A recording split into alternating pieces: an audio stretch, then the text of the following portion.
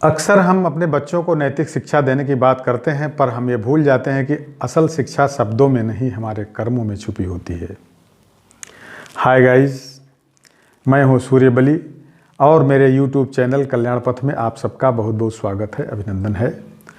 आज मैं आप लोगों को एक बहुत ही सुंदर प्रेरक प्रसंग सुनाने वाला हूँ। लकड़ी का कटोरा।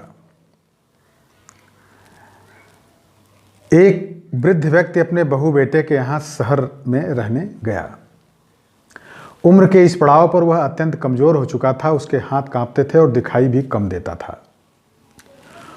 वो एक छोटे से घर में रहते थे। पूरा परिवार और उसका 4 वर्षीय बेटा पोता एक साथ डिनर टेबल पर खाना खाते थे।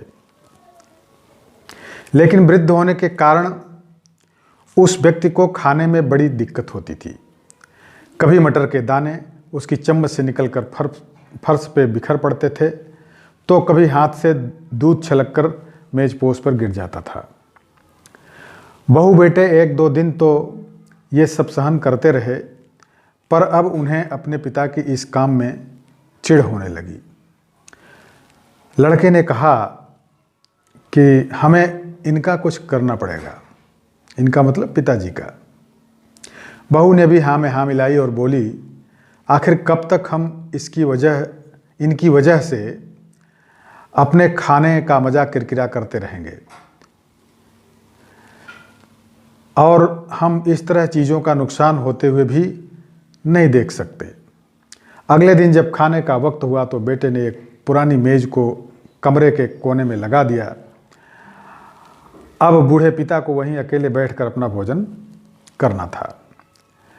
यहाँ तक कि उनके खाने के बर्तनों की जगह एक लकड़ी का कटोरा दे दिया गया था, ताकि अब और बर्तन न टूटे न फूटें।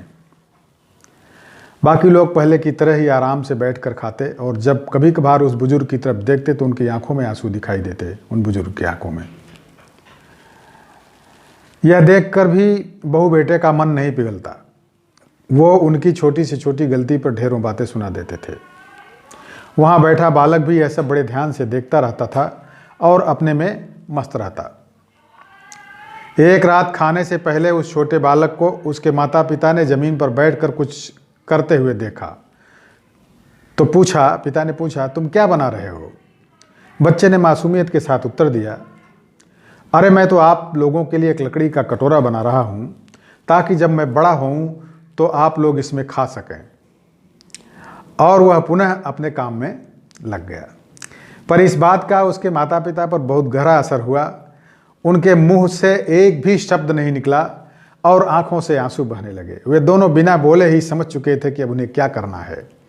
उस रात वो अपने बूढ़े पिता को वापस डिनर टेबल पर ले गए और फिर कभी उनके साथ अभद्र व्यवहार नहीं किया।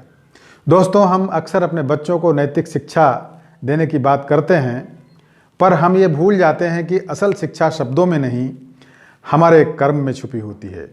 अगर हम बच्चों को बस ये उपदेश देते रहें कि बड़ों का आदर करो, सबका सम्मान करो, और खुद इसके उलट व्यवहार करें, तो बच्चा भी ऐसा ही करना सीखता है। इसलिए कभी भी अपने पेरेंट्स के साथ ऐसा व्यवहार न करें कि कल को आपकी संतान भी आपके लिए एक लकड़ी का कटोरा तैयार करने लगे। दोस्तों, कहानी कैसी लगी कमेंट में अवश्य लिखिएगा। शीघ्र ही नई कहानी के साथ मैं पुनः हाजिर होऊंगा। बहुत बहुत धन्यवाद।